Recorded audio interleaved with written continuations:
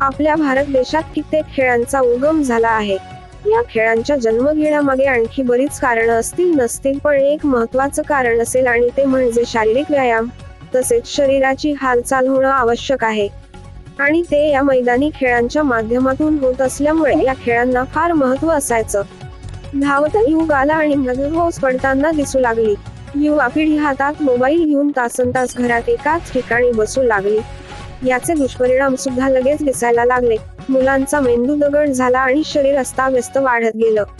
अशी परिस्थिती असताना कुठेतरी कबड्डी अशी ललकारी ऐकू आली आणि महाराष्ट्रातील कबड्डीला रंग चढला। त्यानंतर राज्यभरात कबड्डी हा खेळ खेळला जाऊ लागला।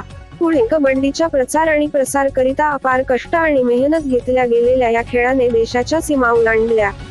कबड्डीला कानाकोपऱ्यात पोहोचण्यात अनेकांनी मेहनत घेतली। या खेळाला आंतरराष्ट्रीय स्तरात पोहोचवण्यात महाराष्ट्राचा खूप मोठा वाटा आहे। विशेष म्हणजे कबड्डी हा असा खेळ आहे ज्यामध्ये पुरुष व महिला या दोघांनी देखील विश्वकप जिंकला आहे।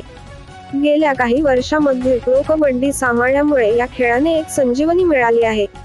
मोठमोठे कलाकार आपापल्या आवडत्या खेळाडूला विकत घेऊन आपला संघ व्यावसायिक मध्ये खेळवत आहेत।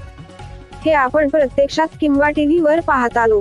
अशी परिस्थिती असताना मात्र आपल्याच जिल्ह्यातील किंवा तालुक्यातील अनेक खेळाडू याच मातीत उदयास आले आणि त्यांनी आपल्या स्वतःच्या नावासोबत गावाचे देखील नाव एका वेगळ्या उंचीवर नेऊन ठेवण्याचे काम केले। रोहा तालुक्यामध्ये अनेक वर्ष खेळली जाणारी कबड्डी मात्र कुठेतरी राजकारण्यांच्या वैयक्तिक फायद्यासाठी अनेक चांगल्या खेळाडूंचा खेळ एखाद्या खेळाडूच्या मनात दुसऱ्याबद्दल क्लेश निर्माण करून चांगल्या खेळाडूंचा खेळ या राजकारणामुळे संपुष्टात आला।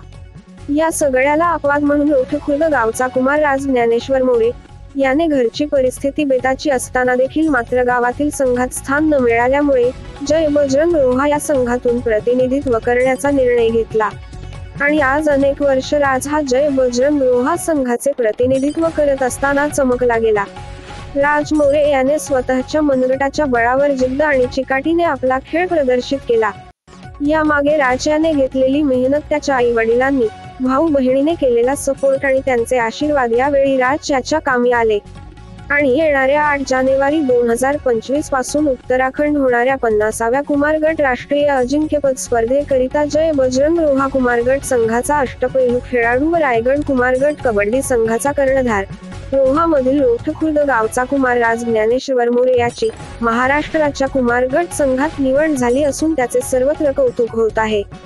तसेच जय बजरंग क्रीडा मंडळ रोहाचे अध्यक्ष श्री अमर सलागरे सर आणि मार्गदर्शक रुपेश रटाटे यांचेही समाजातून विशेष आभार मानले जात आहेत।